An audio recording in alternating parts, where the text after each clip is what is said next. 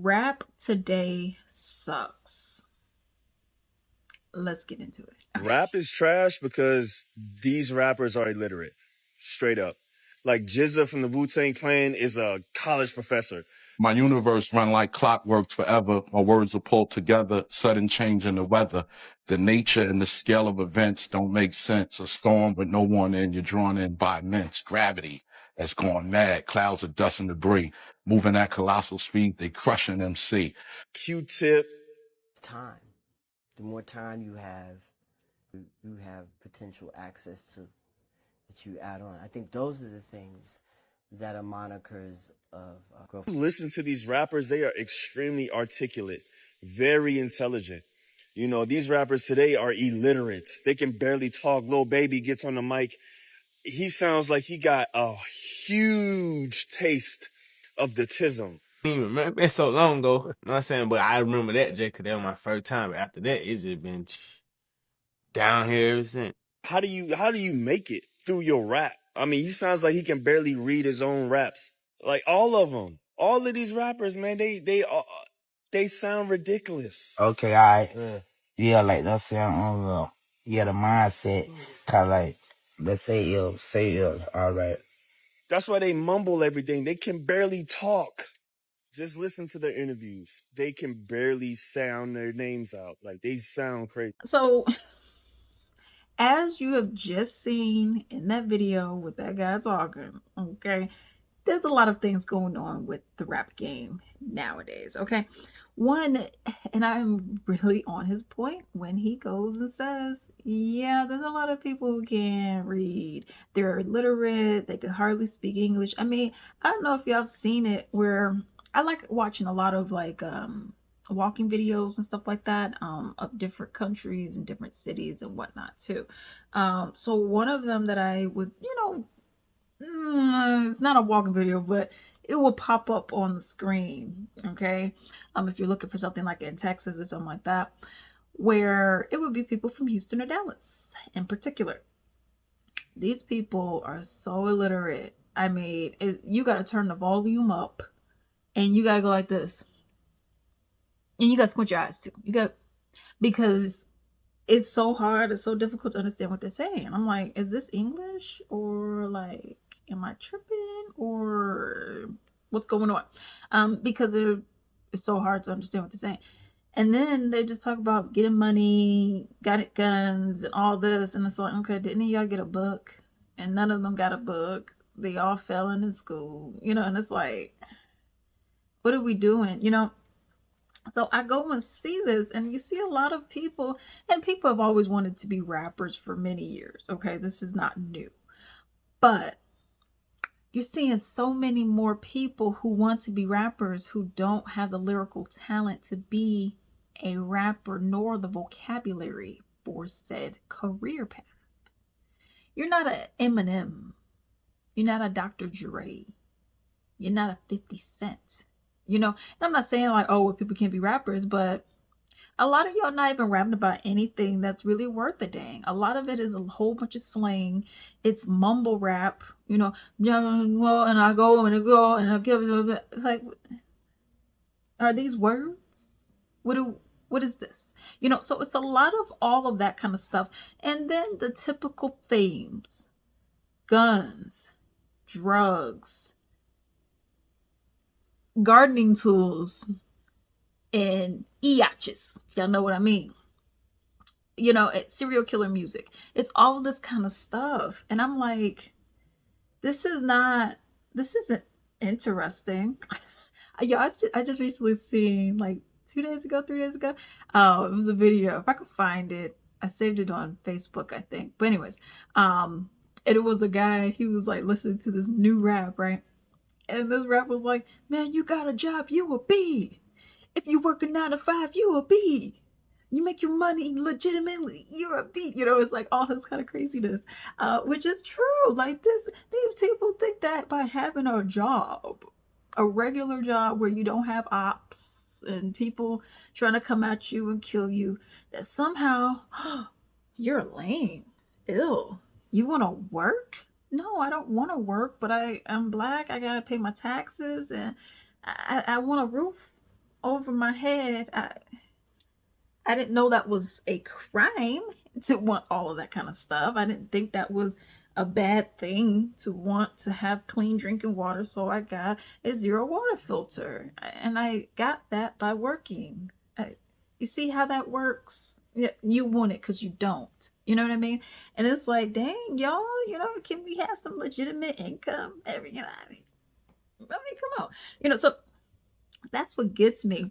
And a lot of these dudes, they just rapping about how much money they got. And all of this is like the one that says the fake money that says not real money for film purposes. Y'all got the fake money. Y'all got the big gaudy chains that come about that far down, and you got about 10 of these things around your neck, and it's like it's shining so much. But then when you see Jalen Hurts stuff, you look at your stuff and you look at his stuff, and like, okay, I know Jalen Hurts got a lot more money than you do, and his stuff is shining better than yours and differently. You know what I mean? And it's like it's all this kind of, I gotta just show how much wealth I have. It's not even wealth, it's just money. I just gotta show how much money I have. Oh, look, and this goes for men and women, okay? Because then you got the women, oh, look at my long nails, and then you got Sexy Red with her stomach out. I'm talking about pregnant stomach out, and with the long weave and the lashes and the lip gloss and all that, and you're like, yeah, I get money. Okay, we get it. I got a baby daddy across the state. You don't know because you too late. Okay. Thank you. Thank you for insulting me and telling me that you have a baby daddy over there. I'm happy for you. Oh, I got so much money. I could do this. Okay. Because then it's like, okay, you value yourself by money. Okay. Can I get some music? What we doing? And I'm not seeing it. Ooh, I got all this money. I got drugs. I got guns. Ooh, okay. Can we make some things rhyme? I mean, can we do a little something? Anything. Okay. My favorite rapper is Eminem. Okay. I listen to a variety. Eminem. I will put Drake at number 2. Okay. Because Drake can make that music that gets you going. Eminem is more of like, he's like, yeah. But Drake gets you in the club. You like, control the control. You know what I mean? So you could do a little bit more with Drake, but I like them both. Kendrick, I enjoy him as well. Uh, what is his, Ice Cube. 50 Cent was here and there for me. Snoop was not ever really, I never liked him. But you have a variety of different rappers and everyone has their own little thing. But the difference between that and over here, like, not saying that you don't have rappers that do it, especially when you go and look at, with Ice Cube, for example, and his group in the group that he was in. When you go and look at groups like NWA, for example, were they talking about crazy stuff like Straight Outta Compton? Okay.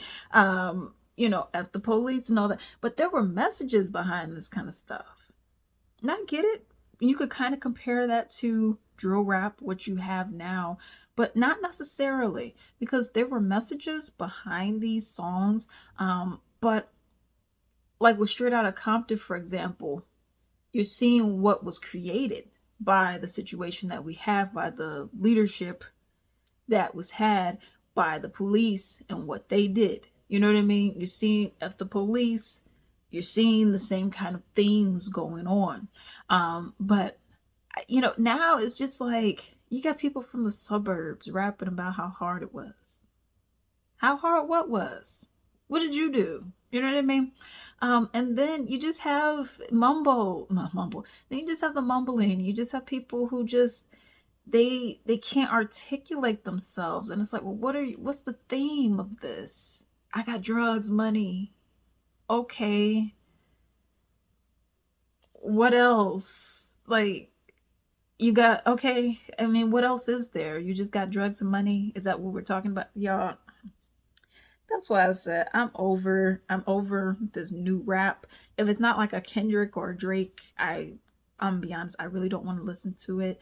I listen to the older stuff, and even some of the stuff with R&B too, but we ain't gonna talk about the child. So let's go ahead and play these other videos.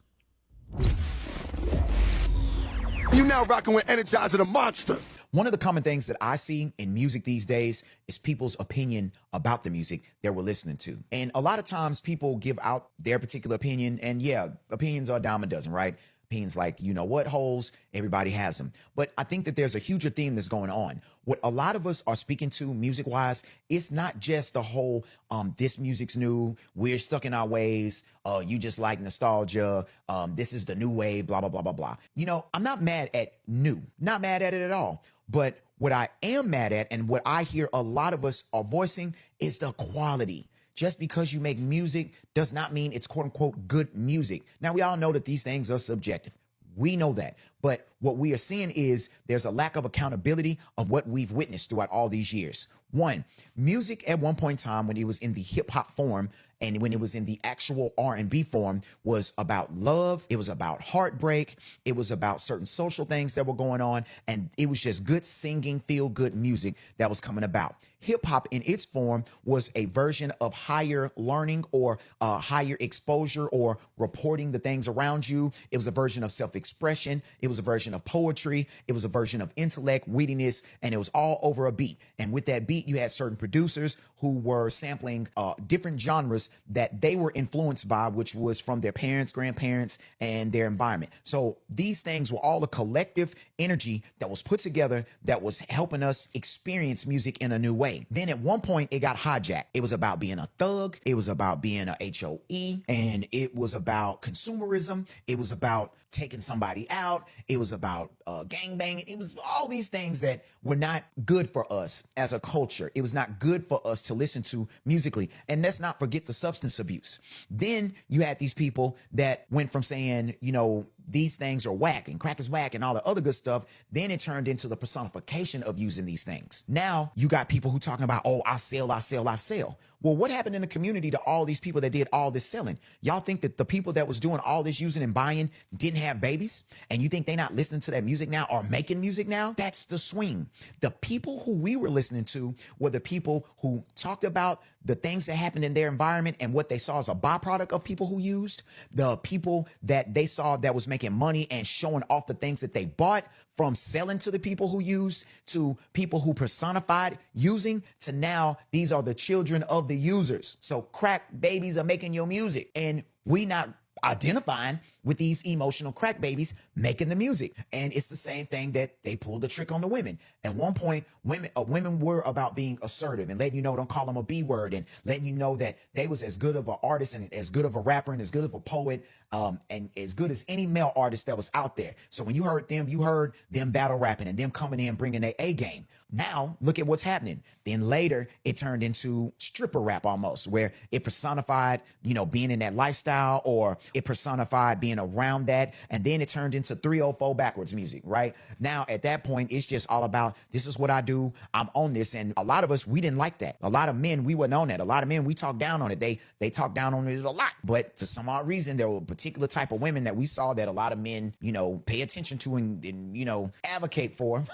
They push these energies into the forefront. And then when you get people of record labels that want to push a particular image on us and now control the minds of our children and the young ladies who are now seeing this and thinking this is cool, well, yeah, it controls the youth. So when they were saying we are the world and I believe our children are the future and heal the world, make it a better place, they were speaking to them realizing that my time is almost up in a way. And what I know is that if I do something to invest in a better version of this youth, it's going to give us a better version in the future. And that's not what we did. We got these emotional crack babies making the music. And that's why a lot of us can't identify with it. If you can identify with it, it says a lot more about you. But the frequencies are all off. The producers are manipulating the frequencies in a way that are not natural frequencies that our ears should be hearing. And then before, think about it, it used to be bands playing the music. So even if you get in like the Kanye Just Plays and their era, New Jack Swing, and a lot of those eras of what sampling might have been, they were still sampling real music, real artists. This is just sampling something that's synthetic inside of a computer. And you're just turning knobs until you got something. We're not talking about experimentation. We're just talking about synthesizing and stuff that's not real. This is my belief on why music is like it is. This is my belief on why a lot of us feel so strongly about the direction that music has went. And this is my belief and my experience on why a lot of us are disgruntled in the industry on what we're receiving from the artists. Feel about this generation of hip hop, yo? Garbage. Lil Yachty, Spot 'em, Got 'em, Lil Nas X, Island Boys, Tekashi 6ix9ine, all of them look like Tim Burton Batman villains. If you took the MCs of my era from the 90s, Biggie, Jay-Z, Nas, DMX, Jadakiss, Big Pun, Big L, you put them up against this young generation of rappers, you would literally have the 92 Dream Team versus the Special Olympics. One thing I do not do on social media is I don't go back and forth with illiterate people. I do not go back and forth with people who don't know what definitions and terms are. There's a clear difference between implicit bias and explicit bias, as well as confirmation bias. So I wrote a post on Threads that says explicit bias, asking a black man how many baby mamas he has after he has disclosed that he has more than 2 children. The context is explicit bias. That's it. Oh my God, that's racist as fuck. Duh. Explicit bias. It is racist. Duh. People show me every day that they're growing more and more stupid, and that when they learn a new word, they don't even take the time out to understand the definition, the meaning, the context, and how it is properly used. For example, the female gaze. People really don't know what the female gaze is. And then they try to apply it in the same manner and context as the male gaze, when the male gaze is designed for sexual objectification. The female gaze is designed for agency and autonomy. Another thing that illiterate people do is they conflate their anecdotal experiences and their opinions as fact. Well, I know someone who did X, Y, and Z. I don't give a fuck. I can actually pull this information, and the research can be replicated multiple times. The data can be replicated multiple times by different people. Your anecdotal experiences means absolutely nothing to the topic at hand. And then I guess you could say that is a pet peeve of mine in regards to how you can have a conversation about I like oranges, and then some dumbass would be in the comments talking about, what do you mean? What about apples? I'm talking about oranges. That means you hate apples. What does me liking oranges have to do with apples? I never said anything about apples. The issue is, I feel like you hate apples. How did you get the feeling of me hating apples when I'm talking about oranges? Your feelings doesn't matter.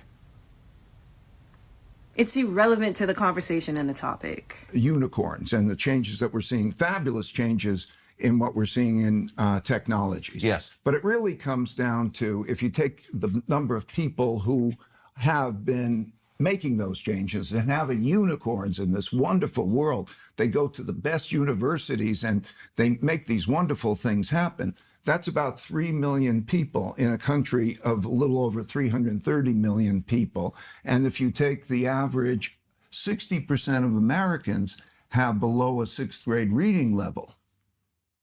60% of Americans. So when we deal with education, you have to make that population productive. And through productivity, they become educated and they become productive, they earn money, and you have a better society.